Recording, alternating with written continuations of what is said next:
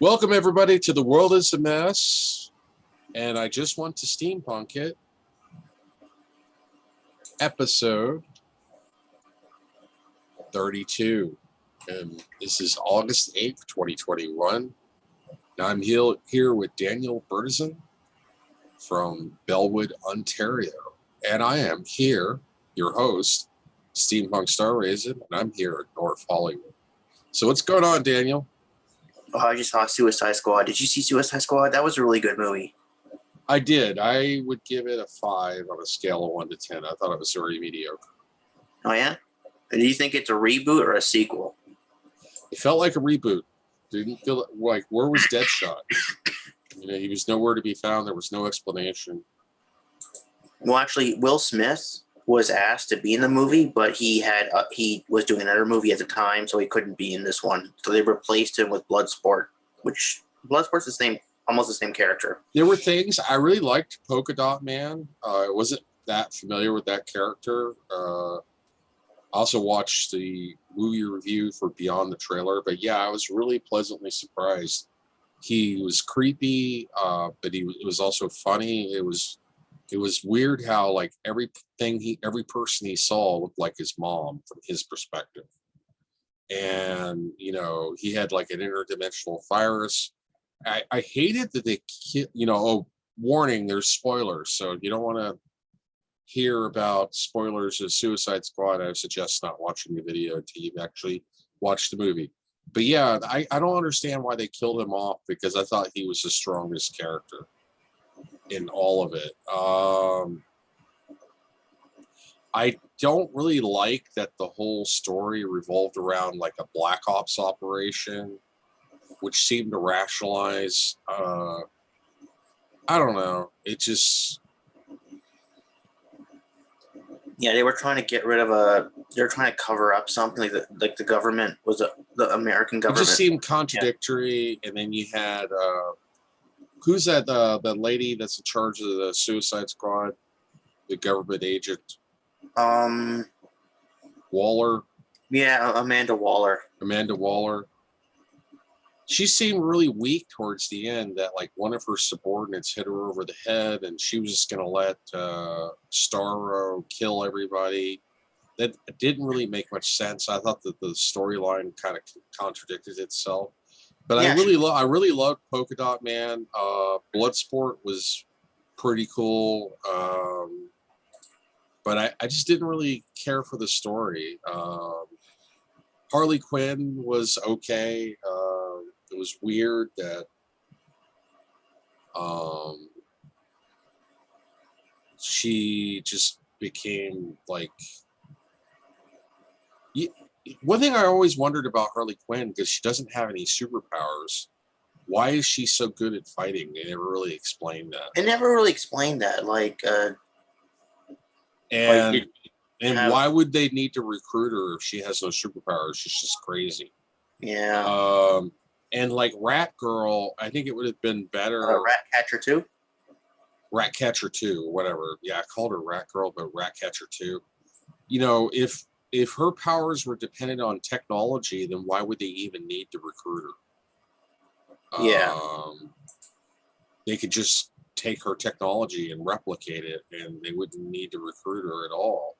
It would have been more believable if like her dad had used technology to give her superpowers, and so it would have been like her, they needed her because there was no way they could replace her. I thought it was kind of weird that they had like 2 Suicide Squad teams, and like the first team everybody got killed except for like 2 people. Yeah. But yeah, you remember on the first Suicide Squad team? Remember Yondu from Guardians of the Galaxy? I don't remember that character. Refresh my memory. He was the blue guy. He was the guy. Oh, that guy. Yeah. Yeah, he was Yondu. He was the guy with the long hair that got his head blown off. What was the character name for that character? Savant. He didn't seem to have any superpowers. Savant. No. But I also had problems with it. Just seemed to be gratuitously gory for no reason at all. Like he kills the bird, Savant kills the bird, and then Amanda Waller blows his head off because he got scared in combat. And then the bird's like nipping at pieces of his neck. That was kind of gross. And I don't know. Did you think it was? Do you think the weasel was funny? Yeah, it was funny, but it was kind of a worthless character because he seems to have drowned and died, but then he comes back to life at the end, or I guess he was unconscious, but then regained consciousness at the end. And yeah, he can't swim. He couldn't swim. Ran off. So. It was an interesting character. I would have liked to have seen more of the weasel, but you don't really get to know the weasel and what his superpowers were. He's just played for laughs. It was. I don't know. Overall, I didn't really care for the movie. You didn't think it was funny? I didn't really care for the first Suicide Squad movie. Oh no, a lot of people say that, but I don't get it. Like the first one was good. I liked it. Well, you're entitled to your own opinion, and I respect that. As am I. I'm entitled. No, I know that, but I just like I'm trying to understand why people didn't. Well, the characters, most of them are not that likable, and Harley Quinn is kind of obnoxious.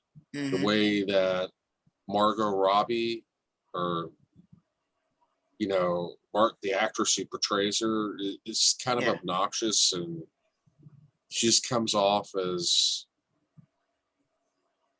Yeah, she has the same problem that Rey has in Star Wars. Like, how did she learn how to fight like that without any training? Yeah, it doesn't make any sense. And why would they need her if she doesn't have any superpowers? And I guess they needed her because she was really good at fighting, but it wasn't really explained. And it felt a little bit disjointed. It felt like almost a reboot.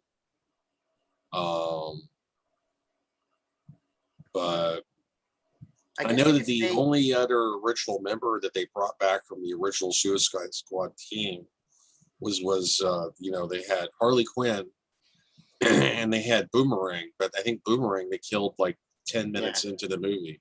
Yeah, because remember Mongal? Mongal is the daughter of Mongul. Do you know who Mongul is? Mongul is like Mongul is like Darkseid. He's like a villain of Superman, and he rules over a planet called Warworld. So he's like a parallel to Darkseid, and he's an enemy of Superman and Earth. So I'm like, Mongal died. Now I think now you know what's going to happen, right? Mongul is going to come to Earth looking for revenge. Most likely. Yeah, but Suicide Squad is bombed, and I don't really think that they're going to do a sequel. Now, part of it is due to the Delta variant spreading rapidly throughout the United States, and we now have about 700 people a day dying, and then there's hundreds of thousands of new cases, and COVID-19 is on the uptick again, as depressing as that sounds. And so that may have hurt Suicide Squad because people are more reluctant to go in theaters. Also, the fact that it was released online with HBO Plus, I think you have to pay extra to go see it on HBO. So, I think that may have hurt the movie a tad bit, and the fact that the Delta variant. Yeah, I think streaming has hurt movies because now if you can stream it for free, like why would you go and pay for it, right? Yeah. Like it's amazing nowadays. The problem with streaming. Here's the thing, and I don't like that Disney is trying to phase out physical media, and you have some people talking about physical media being phased out. The problem is when you want to watch a movie in 4K or 8K or even in HD, it's compressed video. And my experience with Netflix, often the video quality is not the best because you'll get artifacts and compression, or sometimes your internet will be intermittent, and for a split second, your bandwidth will drop, and then it'll become pixelated, and it'll get clear again. And so if you really want the best quality video, you need to have offline media. If they don't want to do optical media anymore, that's fine, but they need to like maybe release movies on memory sticks. But it seems like they're trying to move everything online to streaming. And I don't, until bandwidth improves with the internet, I don't think that's a great idea, because then that forces you to do video compression, and that lowers the quality of the video. Mm-hmm. So, but it seems like optical media is slowly dying. DVD is still around, and you can still buy brand new computers with a DVD drive, but they're becoming more uncommon, and the majority of new computers now don't even come with an optical drive at all. And it's kind of fascinating, because I remember 10 years ago there were premium laptops that you could buy that came with a Blu-ray drive. You can't even buy a brand new laptop anymore that comes with a Blu-ray drive.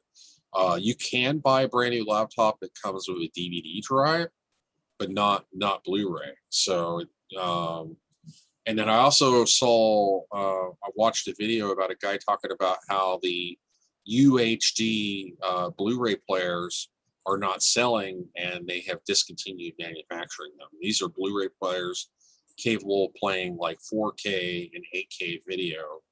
And the problem is it's kind of early. The problem is what's the point of buying I think I know why the UHD Blu-ray players are not selling, because you have to have a really expensive television to be able to view it at that resolution. I mean, if you only have a 1080p television set or 1440p, it's not going to be worthwhile to buy a UHD Blu-ray player if you can't notice a difference in increased quality because you haven't upgraded your TV. So until TVs come down in price, it may take off, but I don't know. It seems like the future, unfortunately, is going to streaming, and I don't really like that. I don't like streaming only. It's good for convenience, but if you really love a movie and you want to, like if I really love a movie, I buy a movie.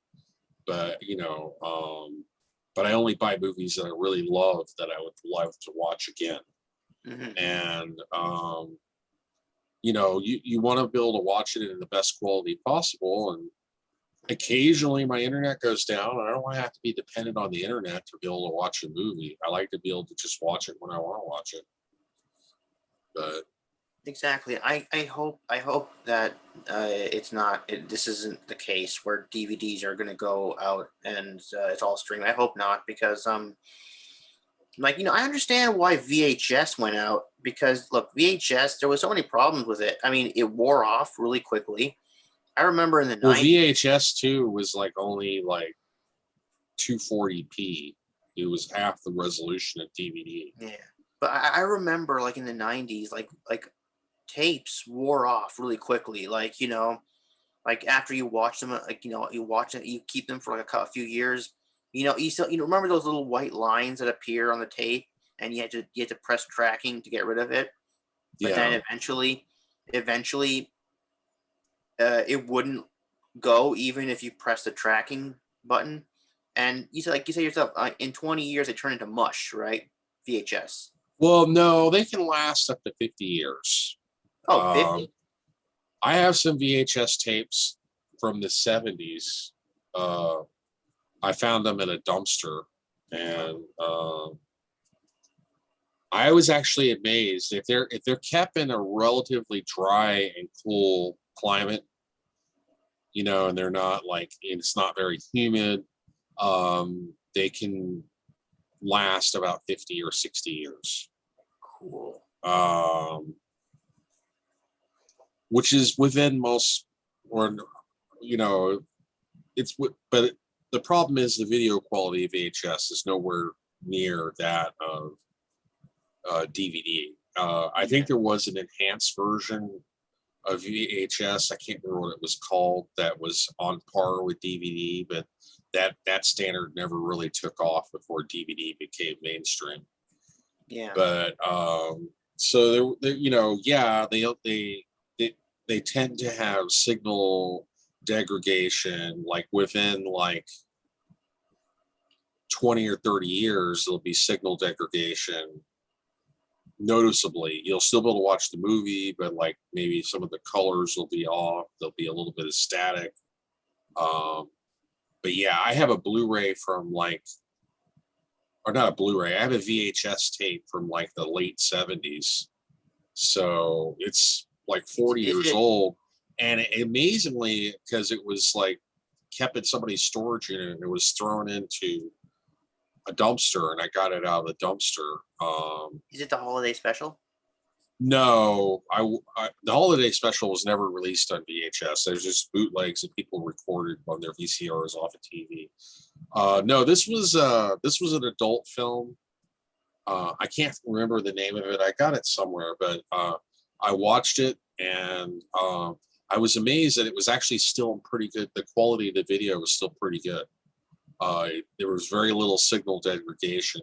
There was higher quality tapes, like a lot of the tapes that movies that you would buy that were there was like an official release of the movie had higher quality like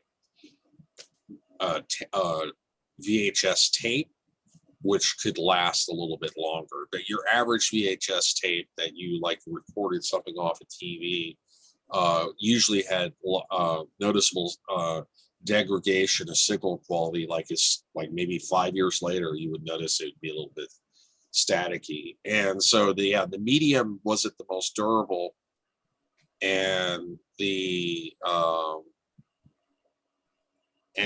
fact that the quality wasn't as good as DVD. DVD was, you know, and still is pretty crisp, and Blu-ray is even crisper. But I don't know. Unfortunately, it seems like the future is going to be only streaming on the internet. But I think that's a mistake, because it's just going to encourage people to bootleg.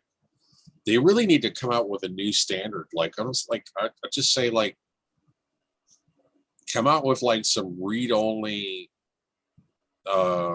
memory sticks. Just come out with a thumb drive that's like read-only, that's got write protect or something built in, like hardware write protect. You could encrypt it through like a chip or something and release a movie on like a memory stick. They need to do something, because I still think that there is a need for physical media, because the bandwidth of the internet's just not there for, like, if you want to view 4K or 8K. It's just with compression, even HD, a lot of times on Netflix, I would have problems with just with the video compression and all that.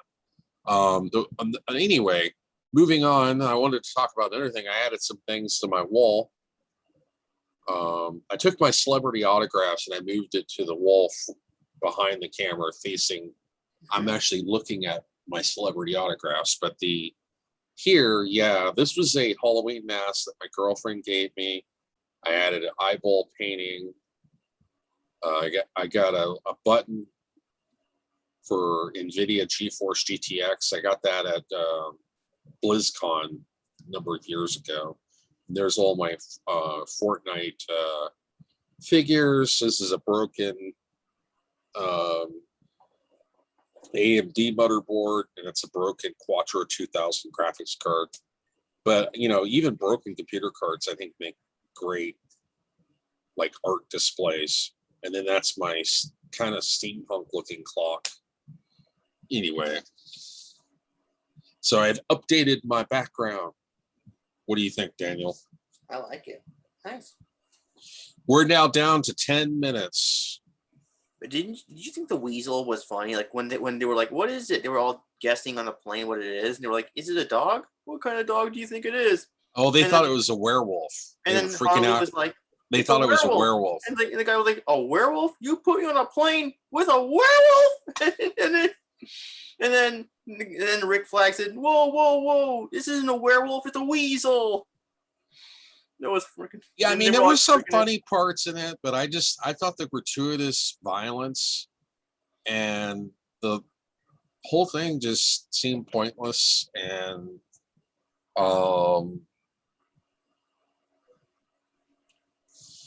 I don't know. You know what? I'm here right now. I'm hearing that there was supposed to be like when Starro was taking up. You know who Starro is, right?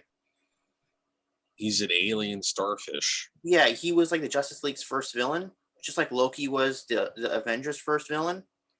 And everybody was like, okay, so Deadshot or Bloodsport put Superman in the ICU. Everybody was like, well, they mentioned Superman. How interesting would it be to have Starro take over Superman? Actually, that was supposed to happen. Starro was supposed to take over Superman. Superman would have become evil. And they made it more gory than it needed to be, because in the original DC comics, Starro didn't rip off people's faces. Like, he could take over people by attaching symbiotes to the face. You know, he'd have like little symbiote babies and that attached to the face, and he could mind control people. But you could remove the symbiote, and the person would come back to life and be okay. But in this version, it's like it rips off the face and it totally destroys the person permanently. I don't know. They just made it too dark and gory, and then they were making kind of crass humor, like it was funny that they were just randomly killing people.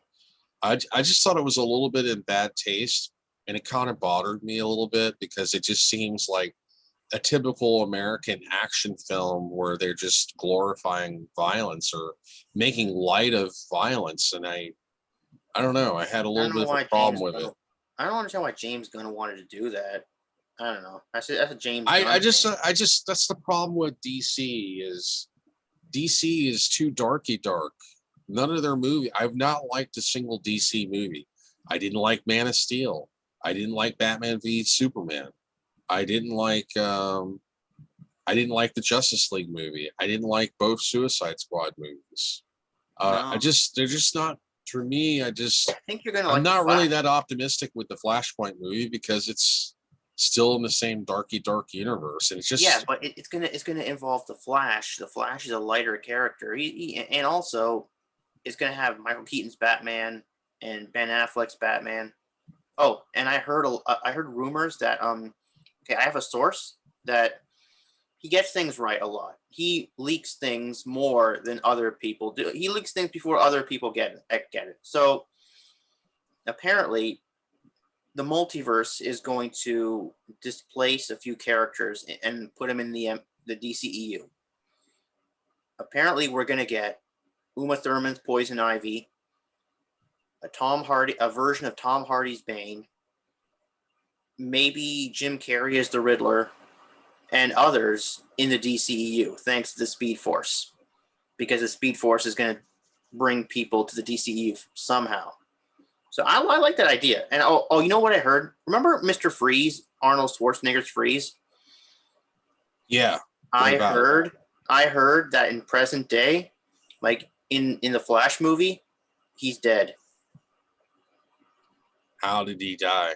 I don't know. They say he's dead, and Captain Cold. That's how Captain Cold becomes Captain Cold. He goes to Mr. Freeze's grave, and he takes his cold gun. He takes Mr. Freeze's cold gun, and he becomes Captain Cold. That's how he becomes Captain Cold. And I'm like, oh no, don't. I don't like this. Well. And I'm like, well, why are they doing this? Why do they got to kill off? Why did Mr. Freeze have to die? Maybe because Arnold is like, he's in California and he probably doesn't want to be Mr. Freeze anymore, or maybe he's afraid of COVID. Probably for the best. Oh man, I like Mr. Freeze. I like Arnold's Freeze. Don't you? No. You don't like the Ice Punch? He was cheesy. It was just goofy and kind of childish. Didn't really. I mean, some people argue that all superhero movies in some degree are childish, but I disagree. I think it is they're the new mythology, the new Greek gods, if done right, and a new moral compass, new guiding principles, new morality. Absolutely. But I just thought Mr. Freeze was just over the top goofy, and it was just a vehicle for Arnold Schwarzenegger to get paid a lot of money to be in a superhero movie. Didn't really impress me much. I mean, you'd think that he would jump to be in this movie because, like, after he screwed the maid and his wife took like more, like maybe 60 or 70% of his money. Well, he's been in movies. The problem is that he tried to revitalize his career by returning the Terminator twice, and both the movies bombed. Yeah. Well, I know Terminator Genesis didn't do well domestically, but it did well overseas. So that allowed them to do another Terminator movie. But then they kept, the James Cameron came back for Terminator Dark Fate, and he just basically pretended like nothing had happened except for the first two Terminator movies. And then he kills off John Connor at the beginning of the movie.